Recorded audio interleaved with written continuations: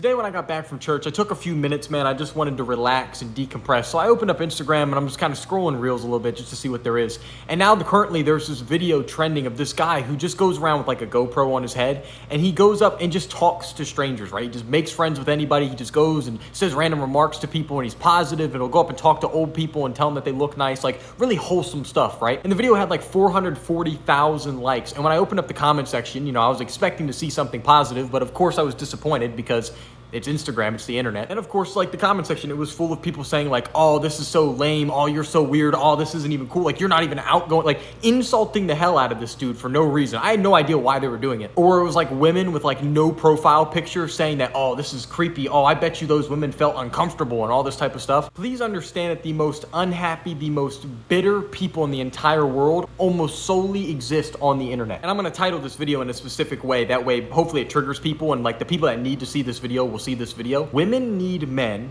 and men need women. We were made, designed to fit and work and love each other perfectly. I don't know where we got, like how we got so far away from this idea that men and women are supposed to like each other, that like we're supposed to be on the same team. Like the idea of gender wars is so outrageously corny to me. So before I found Christ and then I started teaching Christ-focused self-improvement, I would teach red pill ideology type content on TikTok and Instagram, and I actually got pretty big off of it. I got over 1 million followers on TikTok doing it, 1.3 actually. And then when I gave my life to Christ, I started talking about God all the time. I lost over 300,000 followers doing it. And so I'm telling you, like from experience, from living that type of mindset, and then also just knowing a lot of people that were also teaching that type of content, I'm telling you, no one in that industry teaching that stuff, living that stuff is actually happy. And I think everyone subconsciously knows this, because look how many people, after they go into that type of ideology and they start trying to live that type of way, look how many find God because they realize it's not fulfilling. And I'm not going to sit here and say like the red pill or anything that people teach online is demonic necessarily, right? It can just be worldly, but not demonic.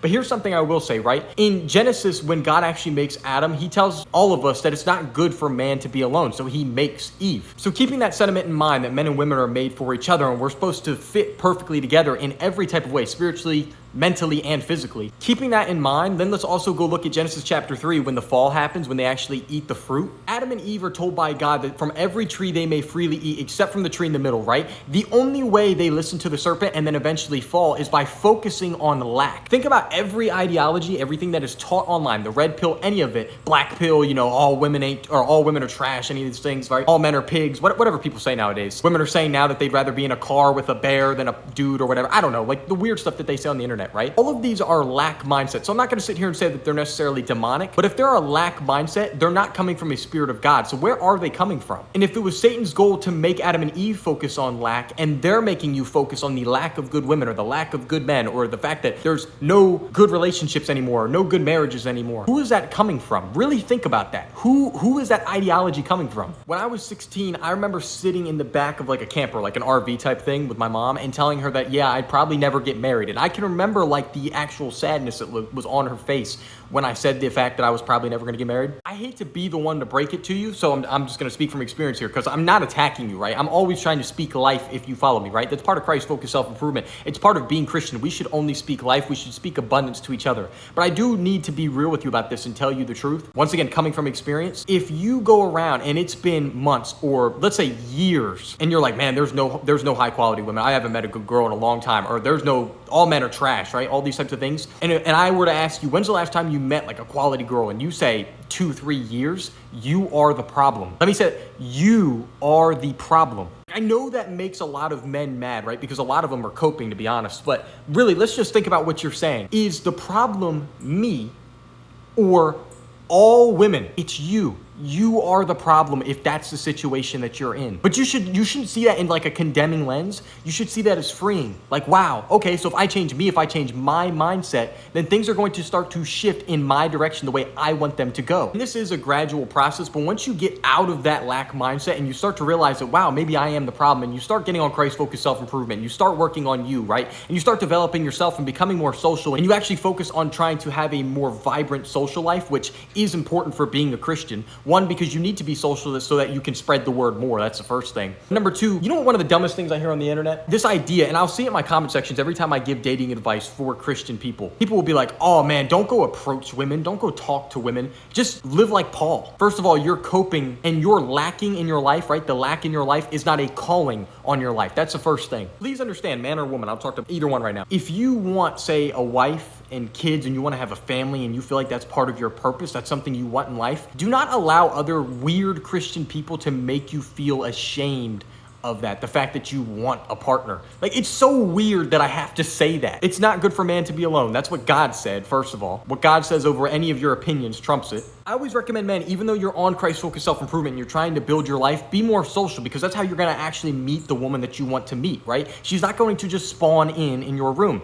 But even when I say that in a video, it's like such common sense when you really think about it, if you're just honest about it. And there'll be men in the comment section that'll go, man, don't do that. You just need to pray. Like, a guy will sit on the internet and say, like, I'll see videos sometimes, someone's like, I want to build a family, I want to have a wife, like, I want to have that type of lifestyle. And someone in the comment section will be like, dude, are you even Christian, dude? Just pray. Like, dude, just pray. It is by far the most ridiculous sentiment I've ever heard on the internet. This idea that, oh, you don't need human contact, just pray.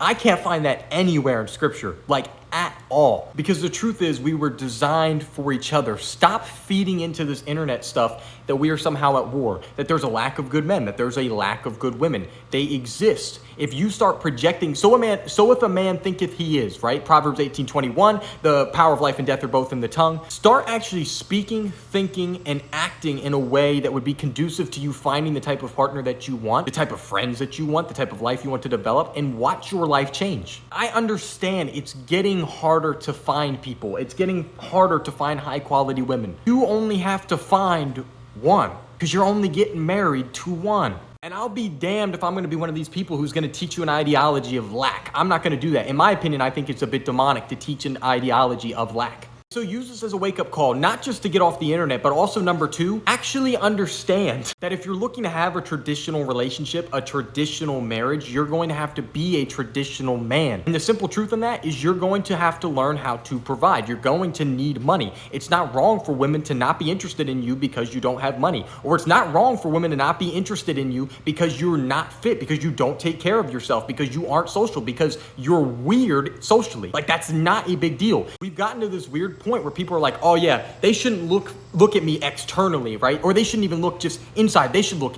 deep down. They should look deep down, even deeper, past my addictions and past my flaws. They should just look down and deep down and see how great I am. And that's why I'm deserving of the best possible partner. No, law of sowing and reaping applies even in your dating life. Like, real talk, can I give you some good dating advice? And then you can never listen to another guru again after you just take this piece of dating advice, and then I'll wrap up this video. Every piece of dating advice is basically trying to make you seem or appear successful. So if you actually just take the time to become successful in as many areas as you can, fitness, taking care of yourself, the ability to dress, money, socially, right? Having a vibrant social life, spiritually. If you just take the time to actually become successful in these areas, you'll meet the type of partner that you're looking for. Oh my goodness. It's a shock.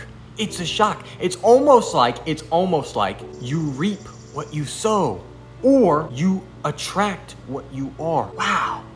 Shocking. Keep working on you. Get on Christ-focused self-improvement. That does not mean become a hermit and stop having a social life. I'm going to throw that pivot in there. Keep developing yourself, and I promise you it is going to work out for you because you are young. Give it some time. Christ-focused self-improvement is what I teach. If you found this video helpful, just like, subscribe for more. I'm trying to upload on YouTube every single day. I have a free community for young Christians down in my description below, so go join it. You can come talk with all of us. We're coming up on 3,000 people from all over the globe, so it's dope. So come join, and I'll see you in the next video. Peace.